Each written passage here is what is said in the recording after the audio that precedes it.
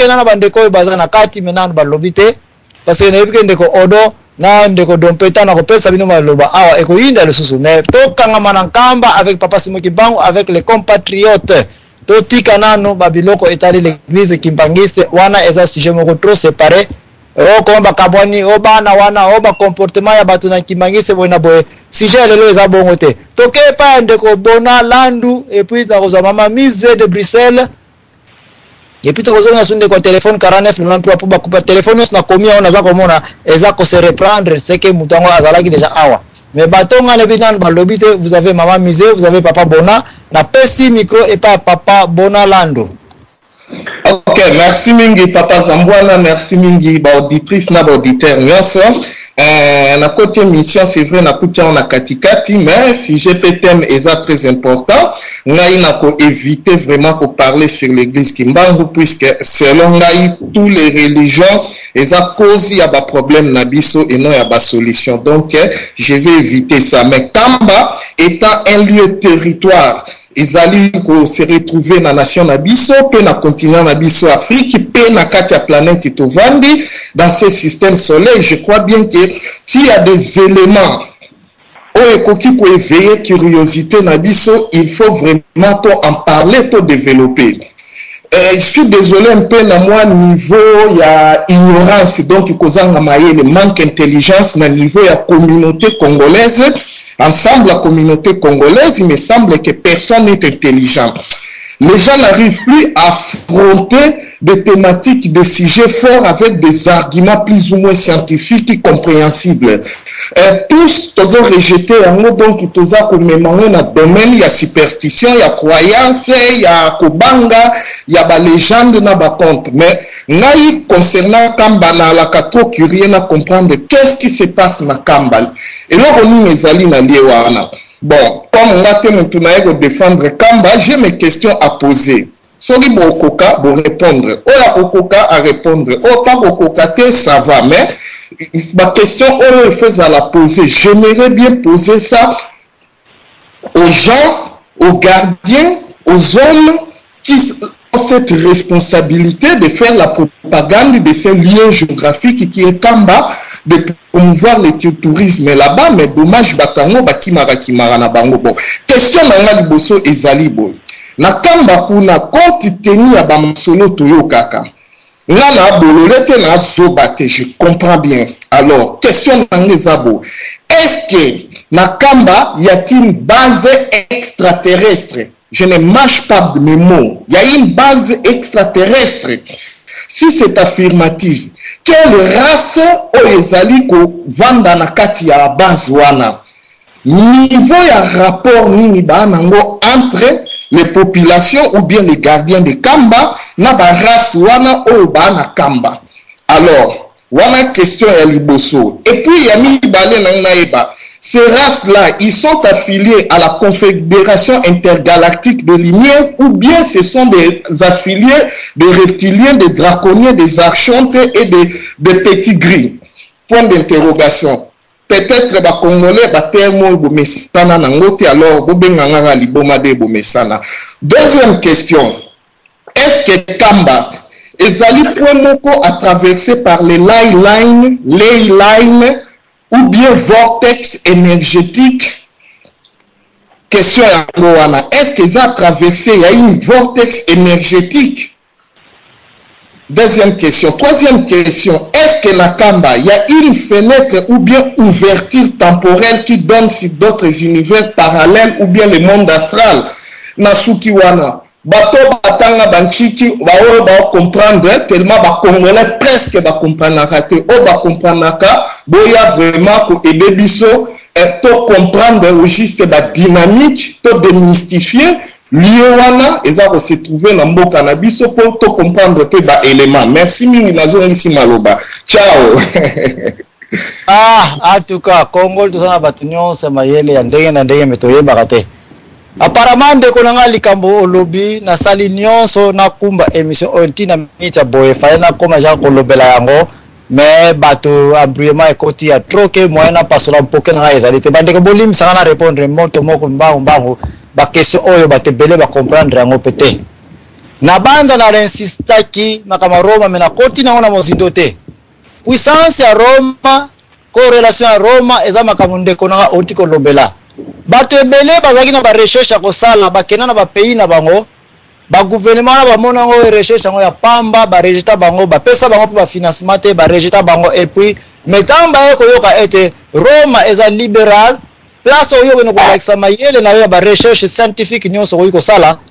landa histoire ya Roma librairie na bango université na bango ba musée na bango Roma c'est le premier centre du monde muntu sponsorisé par recherche scientifique belé découverte à imprimerie découverte à montre ba biologiste il y a eu des papes bazaki ba scientistes. J'ai beaucoup insisté et que Nkamba nous devons nous regrouper là-bas dans Makambo et belé Nkamba il faut être la premier centre de recherche scientifique ya Congo et mondial au vu ya position géospatiale na yango. Merci Makam Olobi, je suis aussi par Moutinasala ba télémétrie spatiale. Je peux vous dire que Mundele aligné koloba yango te. Nkamba eza na position géospatiale et koka pona kosala ba étude astronomique avec télescope moins sophistiqué pe ozu pe Makam ebele. Mais réponse na ya mukuse yangoyo. Soko hivi kosala ba recherche okay pa les kabbalistes na ainsi supérieur de recherche kuna wapi yango ezaka na kina hivi na ngate tipe échoué wa licence ou patente ya kosala yango Nkamba ça c'est l'unique place ngana ko recommander yo okende na sima ya administration ya Nkamba on va te permettre non pas seulement que ovanda wana parce qu'il y a du calme Nkamba ça c'est l'unique place où matériel est beta kate soko za na radio na yo na Nkamba epesa son et ko le porte ndaku na yote. C'est un milieu trop calme, j'y étais, na yebi batunini bakenda kuna et je sais quel chercheur baza kuna tina data lelo. Donc Nkamba merci de konanga oye koloba yango, moi j'appuie ça. Nkamba total nga pona influence politico spirituelle na yango te, mais Nkamba nous devons aussi sponsoriser Nkamba pour comme place même si on a la talent na biso ya recherche scientifique. Ça c'est l'unique place et couvrir biso. Parce que ce qui est bien que la simaya soit l'église qui bangise ou etol baka Nkamba kuna par rapport na Kinshasa bako engloutir ba docteur Manu ba Meli bango pona nini parce que challenge na kine zali bako empoisonner bako boma yo les Congolais ba kabbalistes précisément ba lingo yo comme science te noke ya kosala quelque chose ko bomela bango pouvoir na bango mais aller en Nkamba donc ndengo lobby oui Nkamba eloko wana ezangi likamwana yonde kolobe peje nako après masolo benga ngai ngano tozana programme oyo tokosala parce que bande ko kimbangisi ba yebi nini nga nazo sala kana Nkamba ke quel programme sike j'ai en Nkamba mais likamolobi ndeko na ngai oniati dernière section les conclusion na ngai Nkamba il faut tindika na niveau recherche scientifique et couvrir ba scientistes congolais et belé ba vandi par-ci par-là na diaspora précisément bazozanga sponsorship na Congo kende vanda wana okolia gratuitement okolala gratuitement ça c'est l'unique place ko jouer la opportunité ya boye ozala muluba non tu peux être angolais ozala un Kenyan non tu peux être un Zambien tout le monde est là maintenant mais nous devons sponsoriser Nkamba voilà bit émission na ngana poko lelo to kanga mana Nkamba mama mise de Bruxelles olobili na vana zongela bandeko odompamba baza ko zelanga avec mai ba ko mela te hein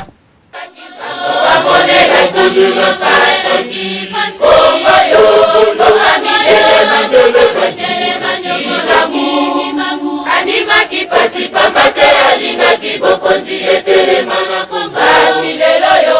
na Kongo bawanganie Anima ki pasi pambate alinga ki bokonzi etele mana konga silelo yo na Kongo bawanganie Kongo yo ngoga ki nango amonela kundu mapasi Kongo yo ngoga milele mandele Adima ki pasi pambate alinga ki bokonzi etele mana konga silelo yo na Kongo bawanganie Adima ki pasi pambate alinga ki bokonzi etele mana konga silelo yo na Kongo bawanganie Kongo yo boga ki nango amonela kundu mapasi Kongo yo boga milele mandele Adima ki pasi pambate alinga ki bokonzi ete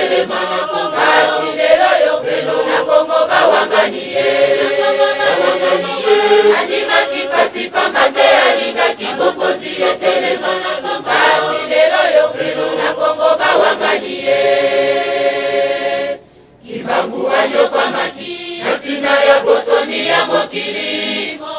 eboka Kongo elibota mobimba ya baindo kasi lelo na Kongo balobi kibangu bayebi ete tala lolenge tozangi kimia na Kongo kasi lelo basusu balobi kibangu yende nani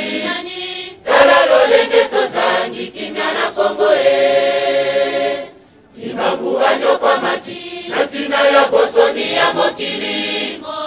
eboka Kongo elibota mobimba ya baindo kasi lelo na Kongo balobi kibangu bayebi ete tala lolenge tozangi kimia na Kongo kasi lelo basusu balobi kibangu yende nani tala lolenge tozangi kimia na Kongo Kongo kakonbangu wa modela pasasi Kongo kakonbangu wa modela pasasi Kongo kakonbangu wa modela pasasi Kongo kakonbangu wa modela pasasi awa fesibino bosomi osani takakimba fundu angani takakimba bolobi biboye biete awa fesibino nipanda osani takakimba fundu angani takakimba bolobi biboye biete awa fesibino bosomi osani takakimba fundu angani takakimba bolobi biboye biete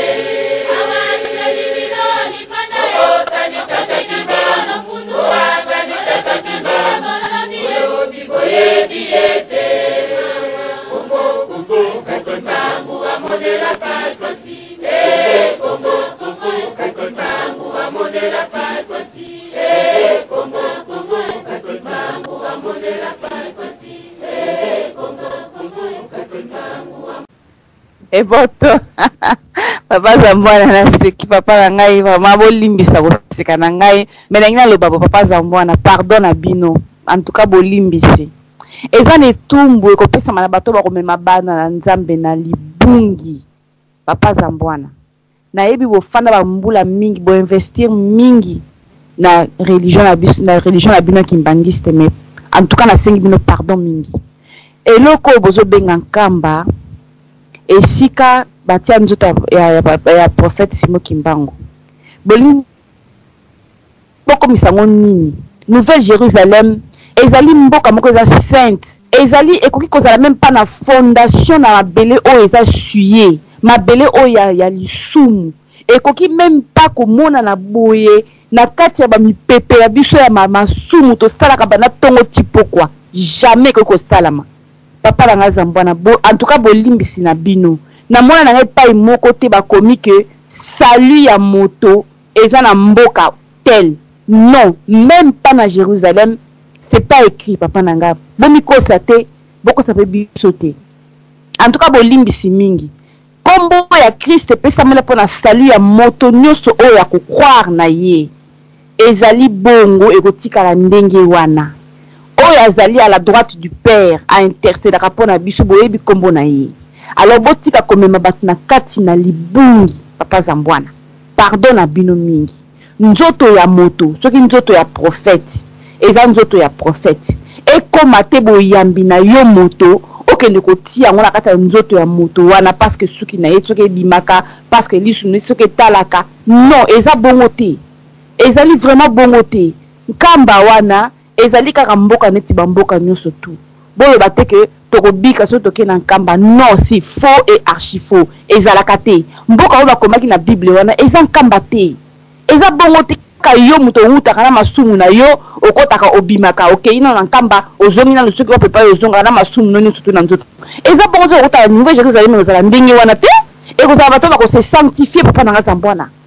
pardon na bino na yebite yo zali soki évangéliste soko zali soki pasteur ya kimbangiste na yo kaka yo oza droite oza gauche na yebite soko za ndenge ni na toka bolimbisi na baono so ko yoka biso na oyo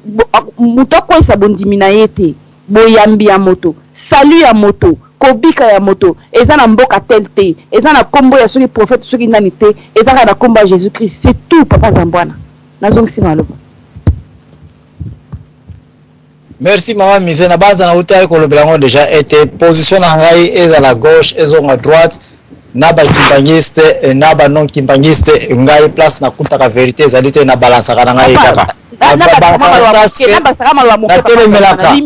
mais ana na kopesa yo papa Zambwana nazomona yo oza koya on dirait bato na français balobaka motalingi koteka frigo na bato bafandaka na pôle nord na pôle sud eza impossible papa Zambwana okoki jamais koloba bokabola kimbangiste na kamba c'est faux yo lingi osimbi liki ya soso olobi to ndima teke soso mtabotaki liki wana c'est faux liki ya soso utaka na soso kambe uti na bakimbangiste kambe la link kamba parce que bakimbangiste baza bakimbangiste donc jamais kokoloba nanga que kabola kimbangisme na kamba c'est faux et archi faux e bana kudu ndeni mais kana ko expliquer ngana yo na donc explication ça la question donc kimbangiste kama za to inkamba mama Misé kamba yebani kamba pour bakimbangiste longola kimbangiste non siko tozo le verse kaka kimbangiste ndoto ya simo kimbangu longola ngo na nkamba longola bakimbangiste na kamba pesanga siko nkamba na osana oni eza na tina ni on y a dit point eringo bete ko papa simo kimbangu déjà important pour na nkamba nde miso na place on a sali mama Misé question na yo longola nzoto ya mfumu kimbangu na nkamba wapi valeur ya kimbangiste ezalité tika nzoto mfumu kimbangu na nkamba ezui valeur et c'est ici où il y a les frères qui se contredire yango wana ngana peso tuna total la valeur ya nkamba soki ezala wapi yo moko se contredire papa nanga merci mama Misé boy osala ba diagramme de veine na yebi yango oyebi que signifie deux diagrammes de veine baye okuta na point d'intersection na katikati okomona ba élément oyo eza na intersection na katikati tozwa A ezali wana C ezali wana et puis na mosika ba B C D Y et puis diagramme mususu kaka A na B eza wana non papa Zambwana manga musika te nkamba eyebalela kombo ya nkamba kaka mpona bakimbangiste jamais kolobaka nkamba eza na valeur soko olongoli bakimbangiste kuna olongoli ono so bakimbangiste basala na nkamba eotikala nkamba tokoyeba yango te donc oya kokosanga te ke liki ya soso euti ekwei na likolo soso aboti yango te c'est faux papa nakopesa maloba calme mama Misé diagramme de veine awa ba point mibale écouter na intersection eza ko appartenir na ensemble A eza pe ko appartenir na ensemble B soko oza mayele okokino pe koya kobakisa troisième diagramme lisusu aussi longtemps que eza ko toucher ba élément eza na point d'intersection chaque diagramme est ko reconnaître que point A B eza ya ngai ope akoya eza ya ngai ope akoza eza ya ngai c'est ça le point ya ba site neti ya Roma Hébron Jérusalem ba place nyonso ekoyika zala na écharisma ezalaka ba point d'intersection ekutisaka ba culture ya ndenge na ndenge nkamba restera le point d'intersection pona bakimbangiste zwa yango yo combattant zwa yango yo muto ndimaka mfumu kimbangu nkamba c'est le point d'intersection mama Misé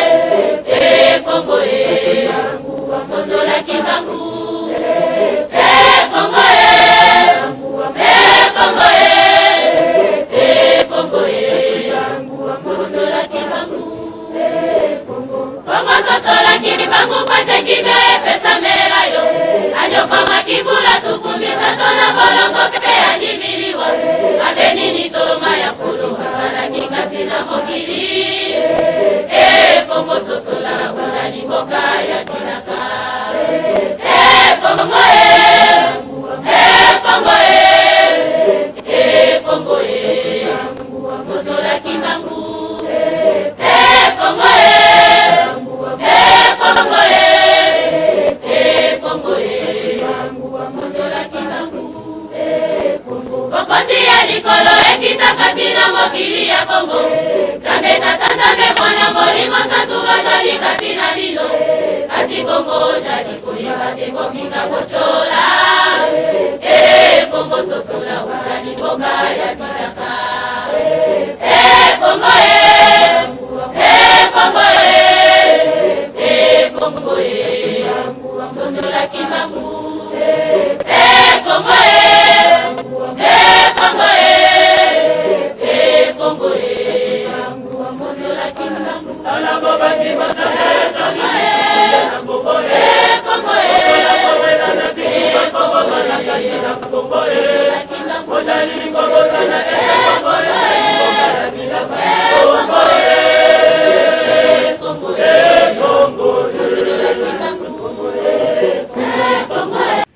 Tu ne peux pas séparer l'église qui m'a en Kamba. C'est vrai parce que diagramme et l'église qui m'a ezapeko inclus. Mais il faut que bande mission na yozo le bato kabola Kamba na général na kimbangisme. Merci. Merci. Merci. Merci. Non. Na masolo na senga ki batu bayeba ete na tanto za ko lobela Nkamba to toucher ka ba point oyo ekutani na point d'intersection qui est un Fumu Kimbangu Yemoko de le site Nkamba comme la cité, cette cité exactement se retrouver dans intersection ba combattant na intersection ya ba congolais ba africain ba noir ni au monde et puis l'église Kimbangu se na part na yepe lokola a côté pe masolo oyo yepe na diagramme na yazala ba élément na oyo to boy to débattre yango. Mais en entendant l'église qui m'a a aussi quelques éléments na kati Nkamba wana. Mais biso ni batozo ko boya na biso to kotsa diagramme na biso na kati masolo ya Fumu Kimbangu na kati Nkamba. Et c'est là que nous sont touchés les kimbangistes des places on a pe masolo beleza ko bebela des places on a za ko insister te oh mwana ya Congo récupérer par na aussi Nkamba. Donc ina ndeko na téléphone oeza na 85 wana nde na kopesa maloba siko na mbuta. Donc pe invita kanga et puis na pesa pa ya ndeko Odon.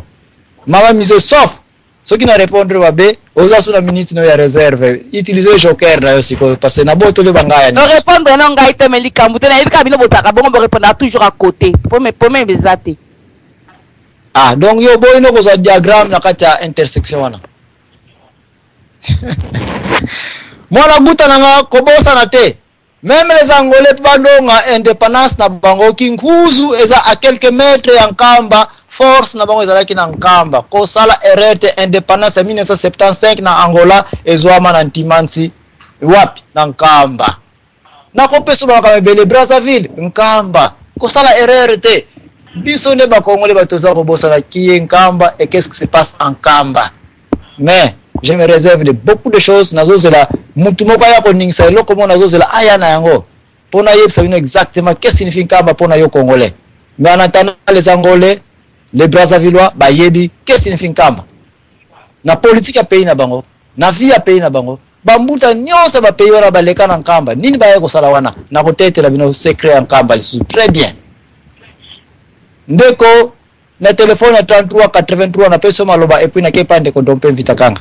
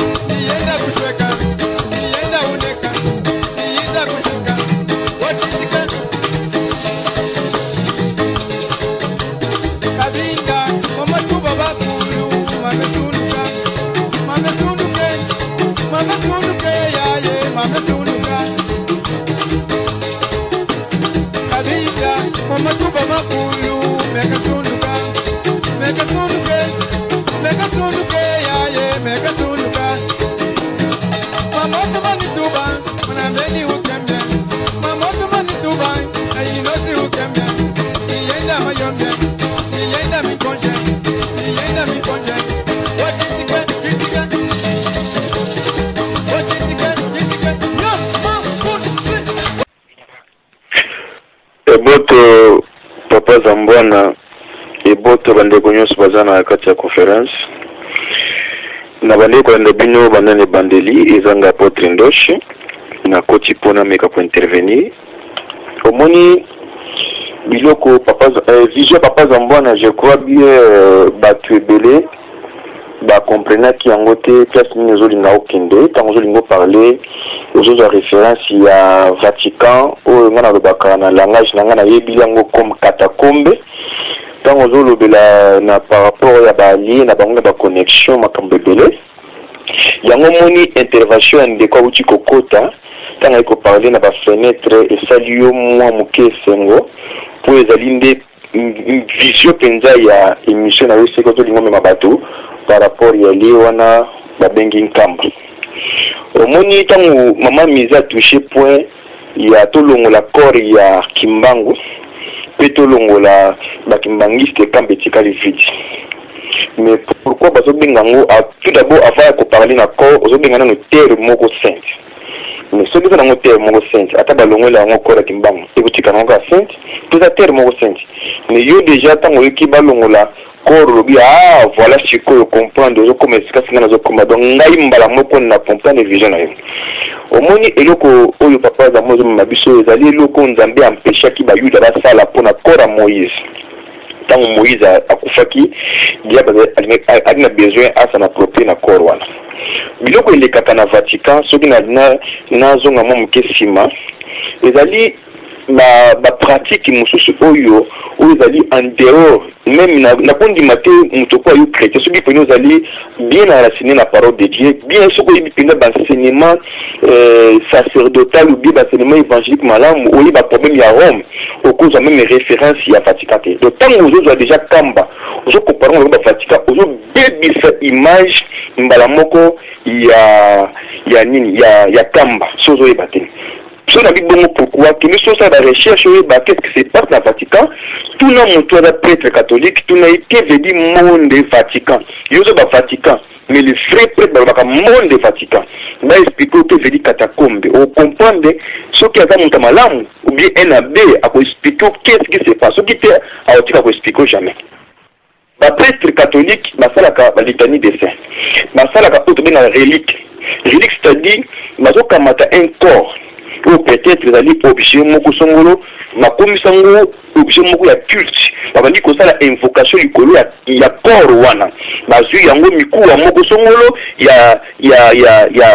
nini ya se moko bazalaki quelque part akufaki mikuwa wana bazala ngo besoin po bana besoin kosala ngo relique basala ngo objet ya culte na bango basalaka invocation ba litanie des saints pas penser à la litanie des saints, parce que la litanie des saints, des saints pardon, parce que la litanie des noms de Jésus. Mais quand on connaît la litanie des saints, on a différents, na ba chrétien, les ba chrétien ba sambe la kanzambe par rapport au monde angélique. Mais ndeko zambona, on a même abusé na invocation de mort, on a même abusé na nécromancie, parce que ce qui valorise Kamba c'est le corps ya Kimbang. C'est vrai. Ngai na yebi domaine ya pouvoir yebi que pouvoir est un homme puissant nyonso ezaka mikuwa même tozongi na ndenge banyama même tozongi na nini tokomona mikuwa wana ezala pouvoir to même tokota kati na biblia tokomona valeur ya mikuwa par rapport à batémoignage ya mikuwa Élysée mais na préférer pour bien monde na préférer pour kolobela bien monde kilsi ou inviter ndeko oyo ayaki na basenema au kilsi bo parler na ba domaine lié na ba ciel éthérique na ba ciel causal na ba ciel spirituel matériaux na biloko ya zo batanga zo toucher déjà ba biloko wana c'est na yebi biloko wana tanga zo tanga ba kombo wana j'ai compris wa pesika zo mabiso surtout comme après beaucoup toucher encore na ba chakra pour you pas parce que beaucoup mabiso sur na monde kit parce que na ozo ba wana attaque chrétien na vous préférez surtout le sur le corps de Kimbangu cesser d'être appelé chrétien parce que Bible besoin interdit invocation de mort. Voilà na suki na wana. Nazana question yo mbango selon connaissance na yo na makambo etali mfumu Kimbangu arrestation ya mfumu Kimbangu ezalaki pona raison ya Bible ou bien pona raison ya libération ya mabele ya Congo à vous pasteur Ndoshi. Arrestation na ye ezalaki na deux choses wana parce que tant aza ko lutter pour la libération mboka na ye mais il prêchait aussi la parole. Non, arrestation. Nazo wa ministère te arrestation. Pour la lutte à Congo, pour la lutte à Congo. Donc politique, n'est-ce pas? Mais oui, c'est pour libération. Merci. lite ba combattant lelo ezali pona nini? Mon frère, et donc la question là yo, mon frère, tu veux parler lite ya ba combattant na Paris, na France et na États-Unis partout au monde ezali pona nini? Pour qu'on la libérer. Merci. Fumukimamba kangage pona nini? Ko comparer na mission ete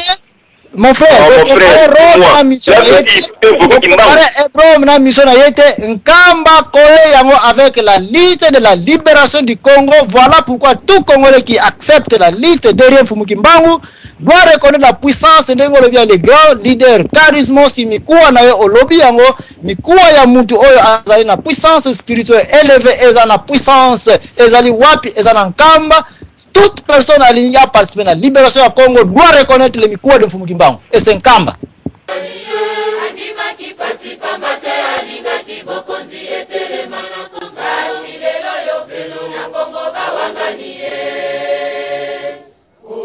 Nkamba kole yango avec la lutte de la libération du Congo. Voilà pourquoi tout Congolais qui accepte la lutte derrière Fumukimbangu doit reconnaître la puissance de les grands leaders charisme si mikuwa na yo olobi yango mikuwa ya mutu oyo azali na puissance spirituelle élevée eza na puissance ezali wapi eza na nkamba. Toute personne alignée à participer à la libération du Congo doit reconnaître les mikuwa de Fumukimbangu et c'est nkamba.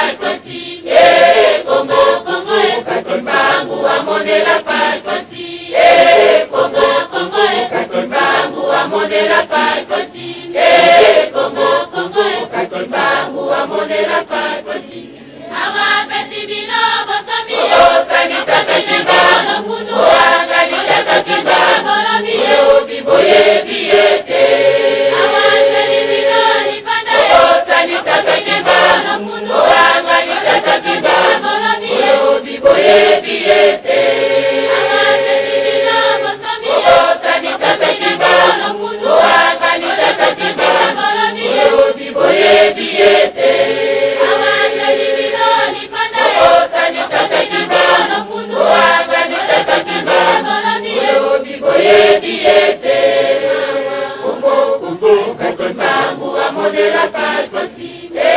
Kongo Kongo katibangu amondela kasasi Kongo Kongo katibangu amondela kasasi Kongo Kongo katibangu amondela kasasi Kongo Kongo sosola kibangu pate kinga pesa melayo anyoko makibula tukumisa tola bolongo pe andimiliwa abeni litoma ya kolo kasala kinga zela mokili Kongo sosola ujani mboka ya kinasa Kongo Kongo Kongo sosola kibangu Kongo Kongo Kongo sosola kibangu Kongo sosola kibangu pate kime pesa melayo anyoko makibula tukumisa tola bolongo pe andimiliwa abeni nitoma ya kolo kasala kingati na mokili Kongo sosola ujani mboka ya binasa Kongo Kongo Kongo sosola kibangu Kongo Kongo Kongo sosola kibangu Bokoti ya likolo ekitakati na mokili ya Kongo Zambe tatanzambe mwana molimo santu batoli kasi na bino Kasi Kongo jali koyeba te kofinga kochola Kongo sosola ujali boga ya binasa Kongo Kongo Kongo sosola kibangu Kongo Kongo Kongo sosola kibangu Sala boba di matane Kongo Kongo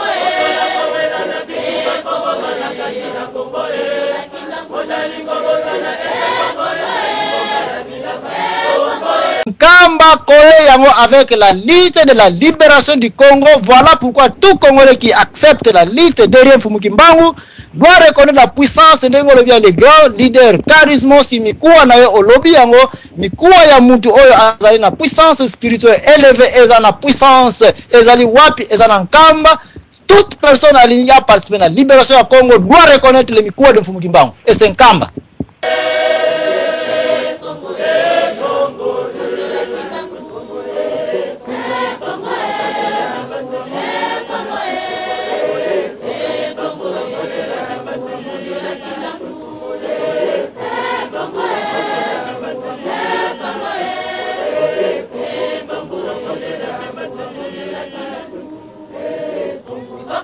Likolo ekitakati na mokili ya Kongo Zambe tatanzambe mwana molimo santu bazali kati na bino Kasi Kongo jali koyeba te kofinga kochola Kongo sosola ujali mboka ya binasa Kongo Kongo Kongo sosola kibangu Kongo Kongo Kongo sosola kibangu Sala boba di matane Kongo Kongo sosola kowela na bitu makobo mana kati na Kongo Ojani kobo tona ete Kongo Kongo Kongo Kongo Kongo wakati babu amonela kipasi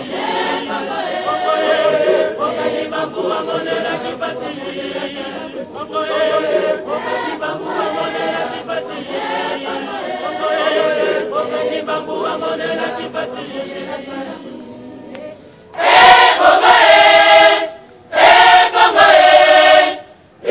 Kongo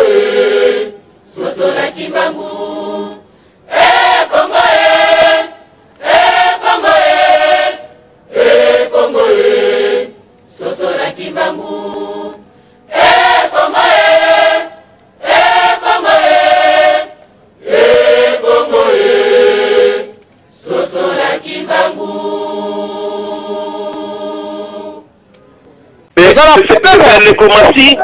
Monsieur Nekomasi, toza différente na muto aosala nécromancie yana obite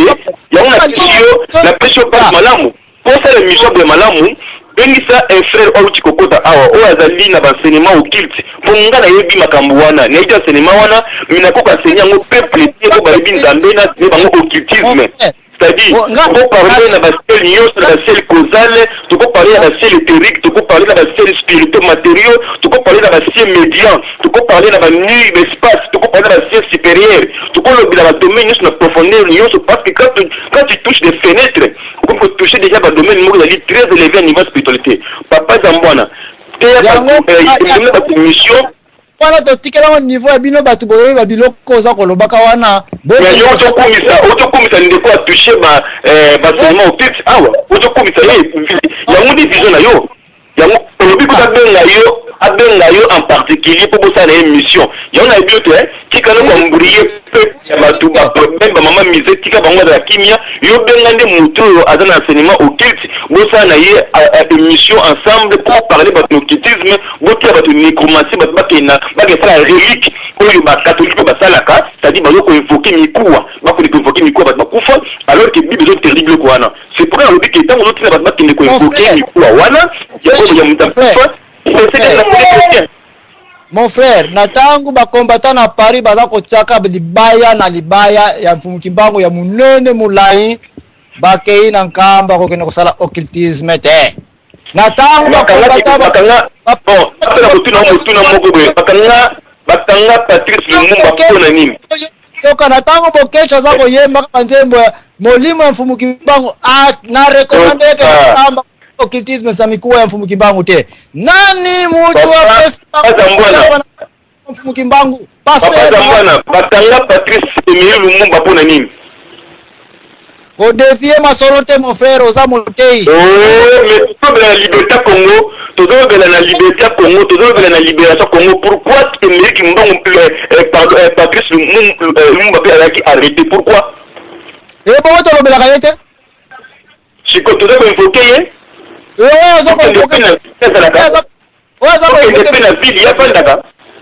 et puis qu'on compare papa Lumumba na papa Simon Kimbangu te papa Lumumba tu l'accent mettre na ye okokoka ko l'accent comme ça ça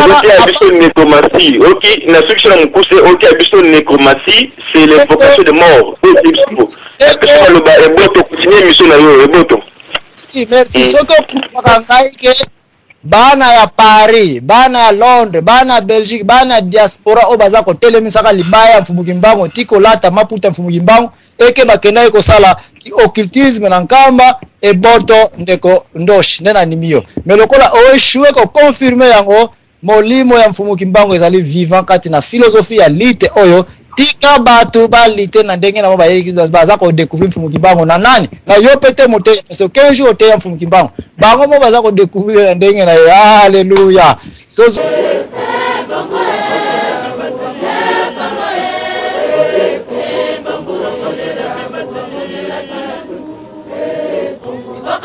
likolo ekitakati na mokili ya Kongo Nzambe tata Nzambe mwana molimo santu bazali kati na bino kasi Kongo jali koyeba te kofinga kochola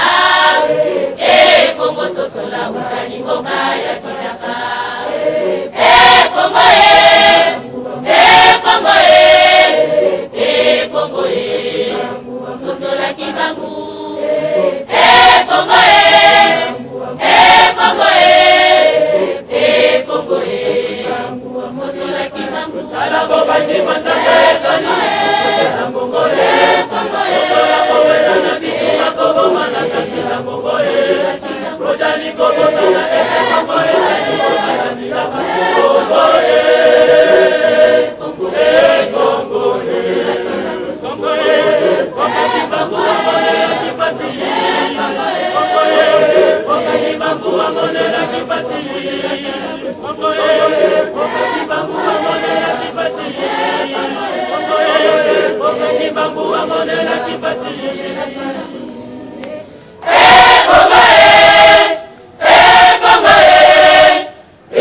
Kongo sosola Kimbangu Kongo Kongo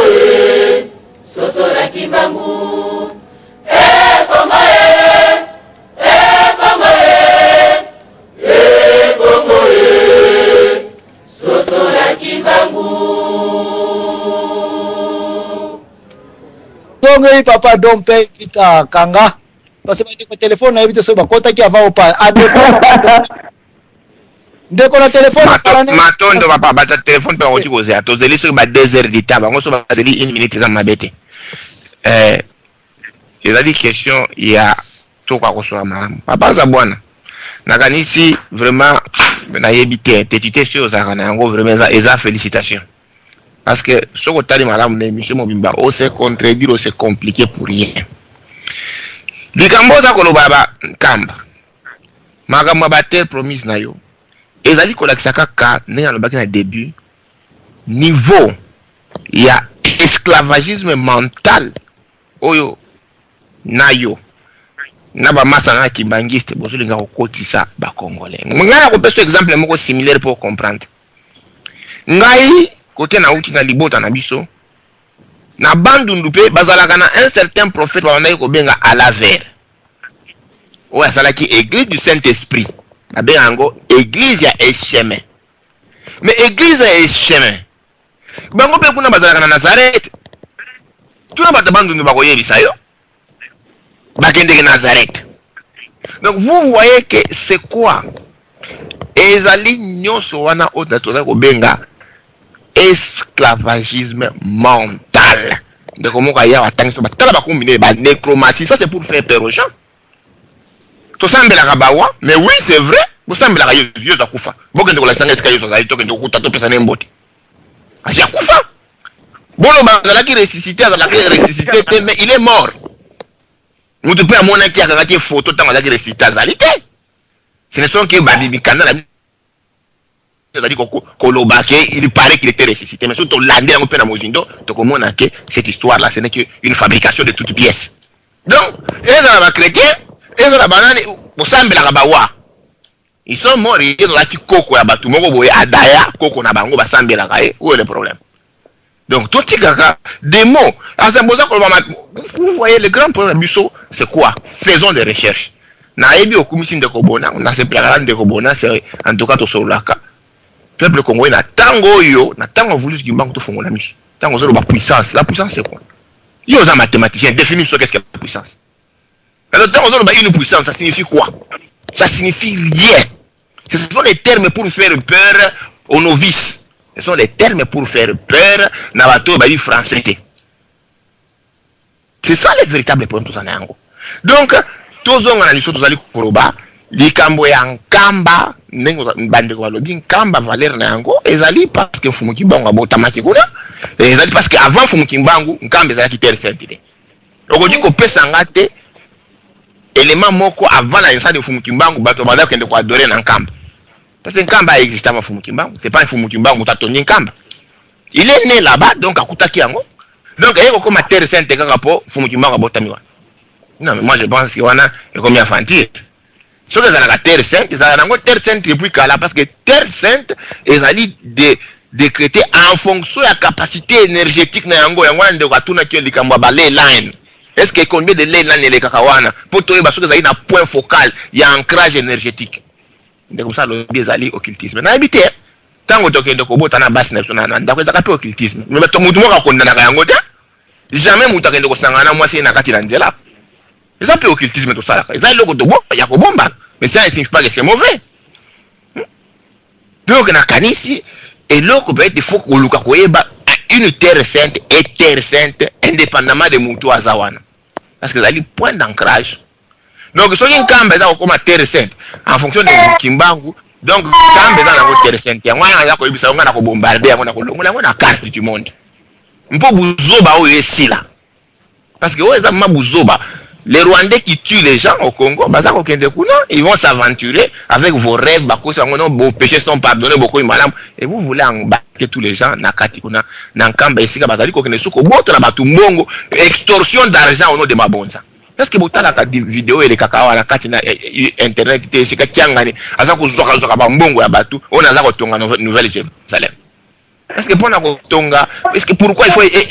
batonga nouvelle Jérusalem ba ko tonga nouvelle nkambate. Donc nzambe ngwa kaka ba komo mindele.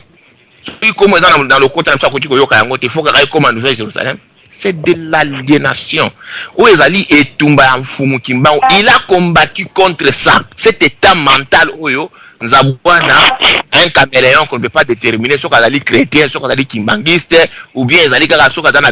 peuple pour voter. Comment tu vas tellement qu'il y a l'aliénation mentale? Alinga ki moto moindo azonge na bomoto na azonge na ba valeur na ye. Alors bino bozongi si je t'ai dit, bozongi si esclave 2 fois et vous continuez, c'est pour cela que vous trouvez ces gens, ils ont un comportement on a koloba autorité à pouvoir logique reptilienne. Oh mukondi bata ko fuka melaka ko ngulu taillé tout cela, il devient comme un petit dieu, un dominateur de tout le monde. Azako esclavagiser tout le monde.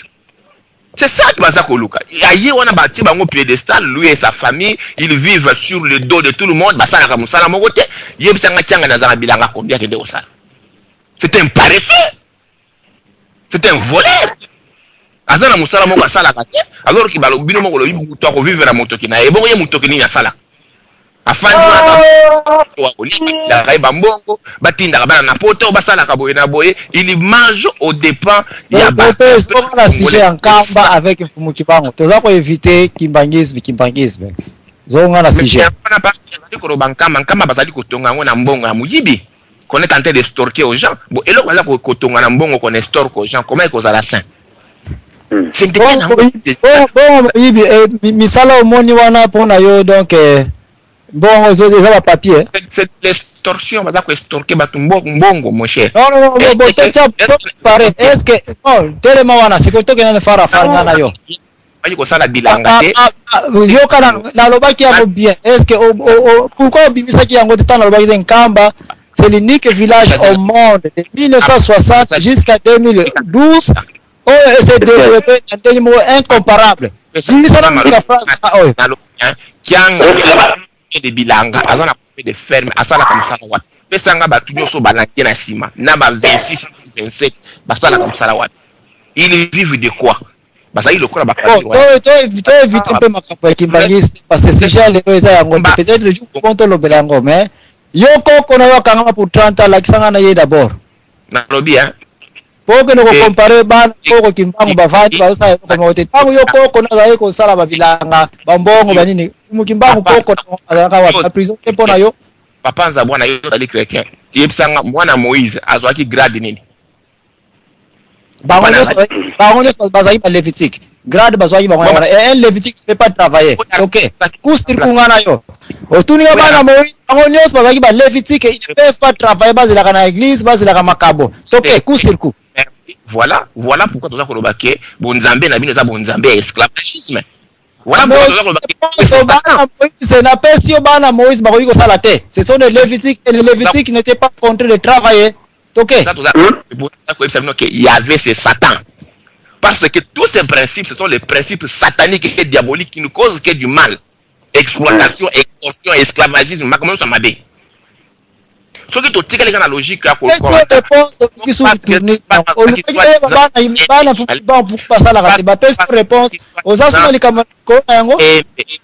parce que papa n'a pas soi-disant prophète, alors yo okozalawana fainéant à ne rien faire, batubale sakayo toute la vie, balé ça rappelle à koko rayo parce que soi-disant est-ce que le pouvoir spirituel est héréditaire. Yo Nzabwana ozali soki odon pambu et puis parce que ozo na nkamba ozo kenika na kimbasi sikona ko sala na ko utiliser veto ozo kanga mana sujet te poto ke na ba conclusion te ozo kenika na kimbangise na ba makamba ba kimbangise wana ozo ko kolenkamba na bango te itse veto na yo aprenga Nzabwana yo ozali soki ingénieur soki nini est-ce ko kamata ki ingénieur na yo kabola mwana na yo lokola gâteau lokola lipa soki na créer compagnie nanga esala la fabrication usine moi nanga ezoka sa kosala lisusu comment être un directeur dans cette compagnie soka yekuti akoji kosala directeur kuna te comme ça on baza koyeba ba le 26 so bani ba manager église vous êtes pas Zambwana bata téléphone baza na totika 5 minutes pour ba manager église vous êtes contre de ça. Mais yo mzo recommander ngai Zambwana so na sali usine de fabrication moi nanga aza na fils PDG siko ba PDG ya kimaisa bazali wana vous êtes encore entreprise te église ezali don aux révélation aux don donc ezali loko yo amweko zonga na sujet ya mfumimbangu na nkamba na sujet ya nkamba nga na ebisio bako soki bino bokenda nkamba moi je n'irai pas ngana osala bombe na okende ko bombarder yango na kolongola yango na carte ya monde parce que loko wana eza okota ba Botazambwana totika na 15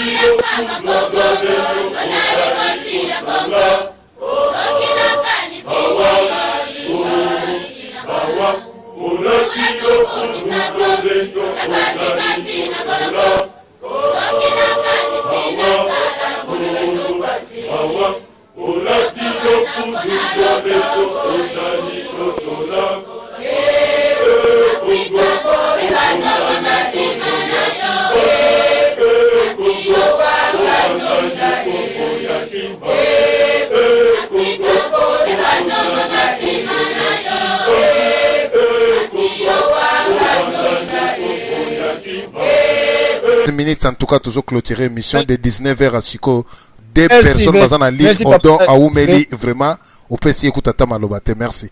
15 minutes en tout cas Tokati Masolo merci na yebi bata téléphone baza bata sikabe bata kalakaka peut-être oya 36 yende mutaza mutasika na somona ndeko na téléphone 49 36 to yoka na nukuna et puis tozongela ndeko odopo yako yaka na ba polémique wana za ko réserver et boto papa Zambana boto mamuwanyo ngala lobi boya excusez na fana alimani papa Zambana omoni makambo oyo ezotia kimbangiste na vatika ça va te comprendre mais na yebite biso to saba kimbangiste te mito yebi bango bien lobi to lobelaki papa Zambana kamba oyo ezolobelela to kokende to tika bawana bawa sikoyo papa sine kimbangu oya sana mozole biso to yebi ba membre de famille na ye propre ba toka fongola na to fongola to moto ke ko mona sikoyo yo to kende na nkamba to kutana na papa oyo ndoi na ya za kuna tonani parce que ndoi na ye yango to lebaki lobi ndoi na ye ndoi za wana bakuza na ye moko baloba naka te mais ye aza mokonzi na nkamba saki siza babetelaka ye fanfare biso to yebi milangi oyo totiaka basavo awa ya mai kosokola basali esili naza na badezedi naza na nyonso naza fanatique kimbangiste na banzembo me baza bato mabe wana nayebisi yo makambo na ozoloba ya nkamba ntango tokokende moto bato asi akenda na ye eza mpe na fongola ya monzole te tokona kofongola tomona bikuwa wana biloko wana epola te selon bino sikoyo nayebi te bino bofutaka batike ya moins cher sala programme biso nyonso tokende papa Zambona pardon na moni oza na deux faces oza na face mosusu na tolo oza na face mosusu na motu donc oza na défense ozo comprendre ye te makambo na nkamba tika yango totika soki émission tozobundela nde mabele totika makambo ba religion yo koloba bo ozopotaka Vatican na tuetu na bankamba na bino ndai na lobi toboyi te yo soki osali programme obendi kumina kanambe po yeli tapesaka bino batike ya moins cher soko apesini batike notofuta bamine bakelke tosondera na badesandesa tokia biso nyonso sikoyo yonde motokolasa biso ndako na mona kwa nkamba ya bamipino bapapa leki na biso batonga baboma misala na réussite de son matadi yo moko yebi oza mwana matadi bakende kotonga ndako na bamitino boza malamu te botika makamai wana salite eza malamu te wana bele ngai nazoyebisa ya 6 ans presque passé mela nani mama nkamba zoma bele wana jamais nakotianga na moloko totika papa simoki mbangu apema na kinya na ye tolo blande ba oya za basa sika bomoi eloko moko na sengi su papa zambwana sasa tokende nkamba ndenge lingi na tikina bino ya cher na oyo kuni na kanamba pesa bino participe ba jeton ça va yo soko kenda te ba mino ba zanango to sala boy sala émission ya bana papa de ngenda bana papa kisoleke bana papa de lulana yemoko papa wana nkamba yesimo kimbangu bande kono baza awo tia biso na conférence to yoka bango o tia biso na conférence na papa na nkamba yimta ko yamba biso c'est ça ya ngende le camp problème parce que na kambo ozolinga kotika yango te pe ko kota pete. C'est ça. Tout comprendre tout kotika koko ni kotika na kambo te papa samba na to lendi nkamba chez Jerusalem to koite et ça normal biso vatika ezali biso ezali baba tuna ba religion na bango ezali mais to biso to kosubanka to kosubanka et donc c'est comme tena la bino ozolobela nkamba to kende pa nani ni to kende la sa kufa bakonyesa biso mbonga nani ni to sala kate ndenge kwa mtu koloba na enoko nzate batu bakenda kufanda kuna pona nzala batu bakonyamba mbonga ya nini ya gouvernement batu bakuna ni to bande ba marche ko yoka tumi tokimbandi c'est la yiri ça biso bien bolinga te tsitile ko gouvernement bakamata na kamuni na papa de ngenda papa sambwana yo soki yo yebi kambo ante papa de ngenda ya solo papa de ngenda o bakamata na papa tsitile yebi likambo mungu ko mani bakate bakipakate bakana maboko bayuka ka radio te oyo kaka ndito de ngenda atika to yebi te na kambo yo oyebi yango ngai na ndiri émission ma yebi bana bango otiabiso en ligne awana poto aya obengi si bango otiabiso téléphone to loblana makambo ya nkamba ko bango ko batana PTT ali yo sigo tulo ko lobatuke na nkamba to kena yo mutafia kufa na yemto ko lesa biso ngana kena nkamba na kenya na mbongo ya gouvernement jamais olive qui ko pesa yepi azana deux face net kaka yo na tongo face mususu abutu face mususu bino na bino jamais mali wana sidi ezana ngokuna na États-Unis bua kama dene bua kana kombo na Yesu na kati eboto na pesi mnongote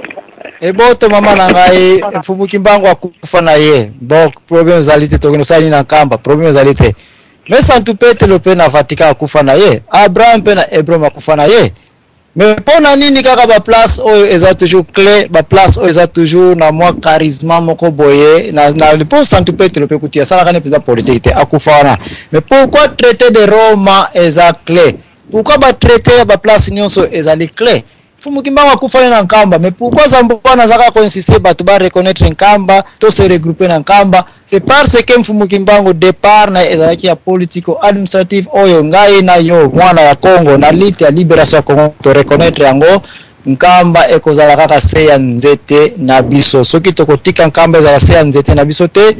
charisme ya Mfumukimbangu pe avoke wa uko mpasi mumpasie pasi na pasi kaka ndeko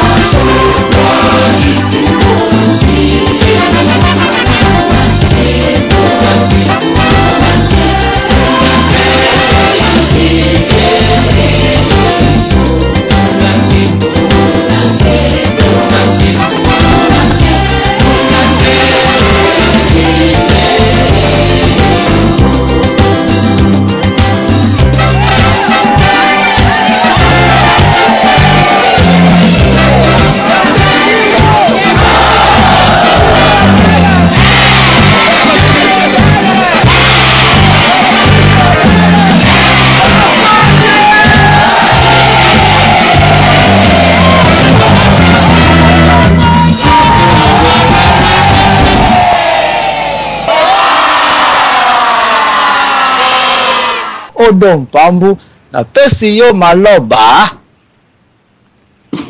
Merci de ça, je pense que les émissions yo, mais je pense que ce qui est mis qui to propos na pour débattre vraiment façon les a pour se contredire trop. Oui, il y a passé, il y a passé. Na il qui bino ne bandeli. Donc pour le vocabulaire jamais kamba na kimbangu. Wanga nyango. Mama misai ko tulo question mo kwa malamu. Alobi balongo le bembe ya sibo kimbangu ozongi siyo moko ndini yango lisusu. Et ni ko ba tangu yo moko zoloba mutako ko futer na hotel ya ba kimbangi. Mais il faut respecter ndenge bango batambolaka religieusement. Ça veut dire que tant que bandenge wana oza ko kanisa déjà directement ba adepte ya kimbangiste na o ya kimbangu na nini oyo nkamba ekomi loko moko. Omoni tanto komi na place wana sikoyo okomi komema biso sikoyo ya guerre contre bakimbangiste. Ça veut dire que yonde mtu ozokotsa trouble la bakimbangi c'est oza obligé so indirectement tondi la religion parce que tant que ba relâcher quoi wana te ba relâcher kambate donc biso photo ya to ça dirait na kati kimbangi c'est impossible de comme une mission impossible nakopesa yo donc bat bakena na Vatican yo yebi bango na Hebron bakoma ka catholique. Okay. Ngana za papa za mwana ngaza batozo kumbe bona ba question ba bina ba buna bango ngana bilo koni zwa ngati ngana otika na kata intervention oso mtakumo ke ne ver acha yo contre ni akoma na raison yo tuni question amugé piste ya ba se pertibe ngana bilo kwana TV za mwa ngana sala ba débat na lala na sala ba débat na lamuka nani muto alobi ayebite ana raison te muto alobi pe ayebi ana torte mais muto na tort so ba yebi na yebite. C'est ça. Yon ba français ba lobby. Ozo ba kena yebite ana azana torte. Wa ba pe na yebi ana torte. Mais sozo ba na yebi mo yebite comme na tort. Wa afficher na yo moko, banda ko na afficher et bande l'émission ti tango on se contredit même ba 100 fois. C'est déjà trop dans ta émission. So mtakoti oniati. Tango okena ngaki na lobango. Tango ke o se changer. Donc ça veut dire que na couper court émission bana mutu na makoto spend 2 hours ya ko yoka yo et ya bien mais il esteli biso zali mission impossible to ko ndima ngote tanki kamba ezali lié na corps ya mutu pe corps ya mutu wana batu bandini yango o baza ko ndimi yango aza comme nzambe bazali et nous pouvons pas arracher ces corps là na kata mboka surtout la chango mboka ni silival ça dit que kamba y a rien. Sans corps ya kimbangu kambe ya rien. De quoi sans corps kimbangu kambe ya rien, c'est qui a fait corps kimbangu religion moko elandi na sima o basindi famille na ba zali ba vendre religion wana donc tozali na rapport moko te ngana suksa intervention nga ya kolobaki bande émission tina suka to tika solution. Et pour finir ngana oloba na bino akimbangiste kamba ezali terre sainte ndenge lobi mais ba yam ba mutalo bonga ndeko ba kongole ba vandisi na kit ba ke l'accès mausolée ya soi-disant nzambe ezali abomination oui ko salamate soki bango bandai ko défendre drapeau ya ba congolais soki bango bandai ko défendre ba congolais il fallait ba refuser mwana wana ko ba tozali étranger ozali mutu ya mboka ote mwana bandaki poko zwa biso ngato to baki oui bakamba penza ezali village moko ezali penda saint biloko moko abongo boye na bo tanki ba sala abomination ozokumbanga na ke na mboka ba sala abomination ba meni un rwandais tandis que yo zolo bakuna balesaka batu papa za mwana yo bi combien de congolais bazo bima okenza zongo makolo bakoti ba Tchad bakoti ba koto bakena ba desert bani ko lukanzela poto yo ba pesa o tchali pa na munoko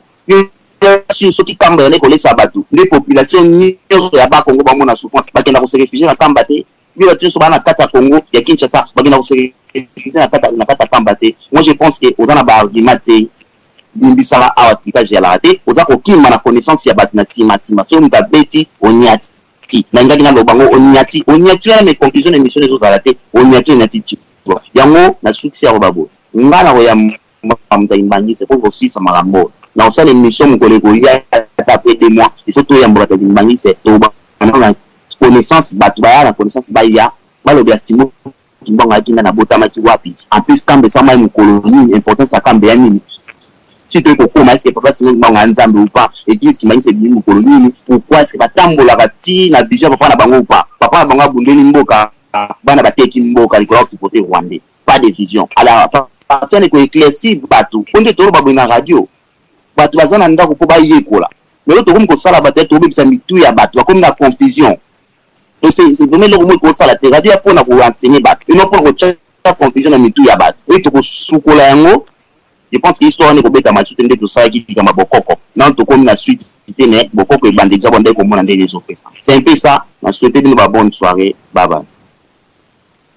Merci odo na bande makabokoko tuko toucher passé makabokoko bino nyonso to bisono za contre bango na 2011 tamba élection salimi to komi na place to zali bisonyo so to féliciter bande ko bokoko sauf yo poza motema ko nyako reconnaître pe balamu na recherche mutu mokote makamnyo so ko lega ka banane ba fongo so bako baboko ki c'était il faut qu'on reconnaître le rôle basalaki bango na pesa raison donc tika ko kaji bango te bango ba raison na data lelo nyama donc gento pande wana tendance contre baboko ki mais je confesse ça devant la population congolaise que 90% bako ki sauf tika ki Jésus mais so ba kamera na Jésus ngana lamba ina bango pe bafonga miso na makambo ebele et voilà pourquoi d'ailleurs comment kamba sujet oyo et ye sur base ya likolo ya makambo bokokise ba yango bien donc bokokise batindiki makambo Fumu Kimbangu ko le kabiso donc ko lobola kutu makambo bokokise awa tenoki ba ko telo na ba minute suka auto zo kenango donc makambo lobi sans corps Fumu Kimbangu nkamba za rien ye baka pe sans corps ya Saint Pierre na Roma Vatican eza rien sans corps Abraham na Hebron eza rien. Pose-toi la question. Fumu Kimbangu akufeli na nkamba te. Bola ndanga bien azoke na conclusion na pa na mike. Fumu Kimbangu akufeli na Lubumbashi. Bakundake na Lubumbashi. Mais pourquoi Fumu Kimbangu Lubumbashi place bakundela ye bat bazako lobela ngote bat pe bakenda akuna te place ngope e construire puissance mokote. Et pourquoi quand attend nzoto ne balongola na Lubumbashi ezongi na nkamba puissance na ezongi su na nkamba papa ndosha lo bajango très bien mikuwa ya basantu mikuwa ya bato bazaka trop spécial bakisimbi na biso na vie na biso respecter yango yeba eteza na charisme et c'est tout ce que na invité bino on a invité bino bo joindre Kimbangu c'était boza bakimbangi c'était mais na invité bino bo reconnaître soki bino na bino toyebi na biso te molimo euti wapi oyo ko lamusa bino na makamotali Fumu Kimbangu ya libération mabele qui est exacte cause arrestation na ye toza obligé to yeba nkamba qu'est-ce que nous pouvons faire d'un nkamba ngana ye pesa pona yeba bino qu'est-ce qui est un nkamba qu'est-ce que nous allons faire mais na invité bino to bana un peu ko sosola qu'est-ce que nkamba et quelle importance nkamba et ko générer pona biso.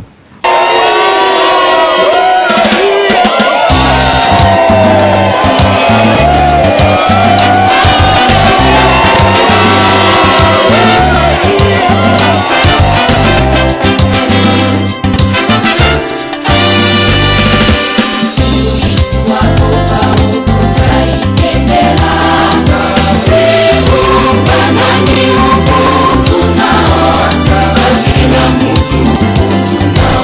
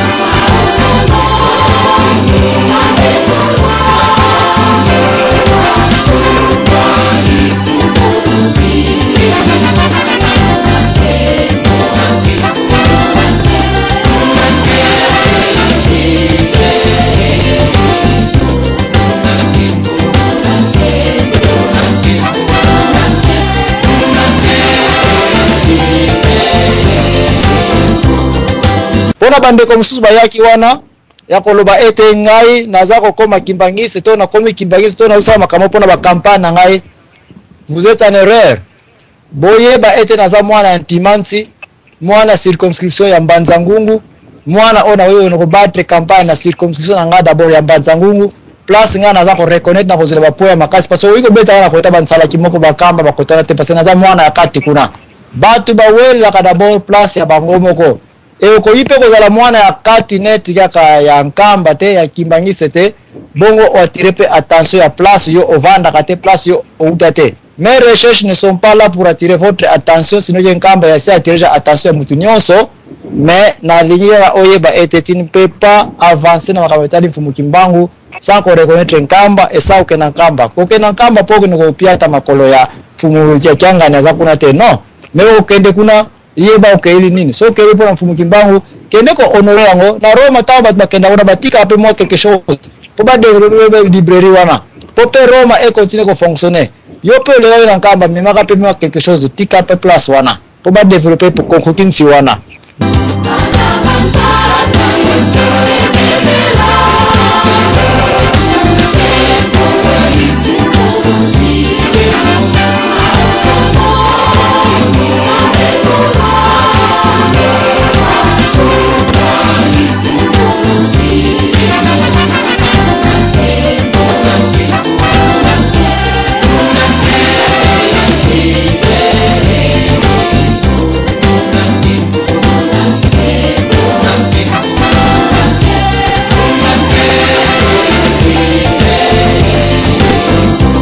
Donc na banza na kopesa conclusion mke na suka mais teko na pesa conclusion bandeko nyo na kati ya 2 minutes to pesi na ndeko azana telefone na 93 apesa ye conclusion et puis na okene pa ndeko lanti longa ndeko na telefone na pesi maloba kuna.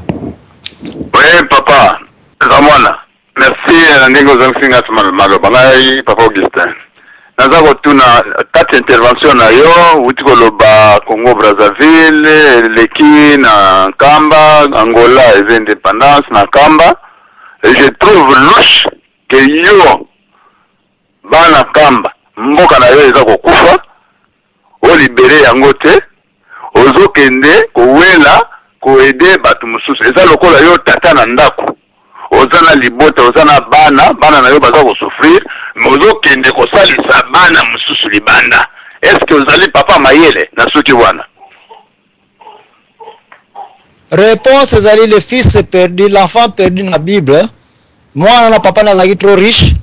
Ala ina nyonso na ndako mais likolo ya mabungi na ye, orgueil na ye, akenda na libanda ko souffrir. Mais merci Jésus que mwana na kota akenda ko reconnaître ba erreur na ye. Et puis tant azongela ki ndako papa abayamba ki ye et puis il est encore accepté. Oui, bao nyonso balukaka solution na place vraie solution ezalaka bakozo solution na bango et yo soki ozana ko kipe solution na yote okomona batunso bongi na place kaka yo utaki mais yo obongi te wana etali yo ezali forte na yo moko. Donc ndeko pe muso yaki na telefone na poser la question muso na lingo ke na ko nyongote ndeko desfedim 5 minutes seconde mukekaka